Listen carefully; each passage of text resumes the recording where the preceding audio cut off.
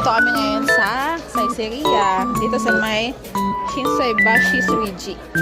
Kasi, nandito kami. Happy Valentine's Day sa lahat. Ayan, dito kami ngayon dahil ako sa labas. Crowded. Tapos may bata kami na pakalikot. Hindi siya pumakali talaga.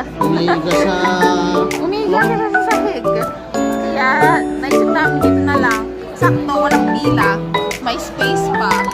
Makakain kami ng pamilya sa amin ng food. Kasi nga, sabi syempre, gusto namin din is makakain din ni MK. Mahirap naman yung pipili kami ng pagkain, tapos kami lang kakain. So,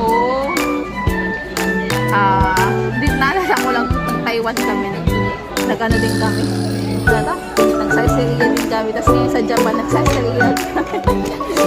Suki kami nito. Ito dahil masarap naman talaga. Tsaka, madaling mamili ng menu kasi familiar. Lalo na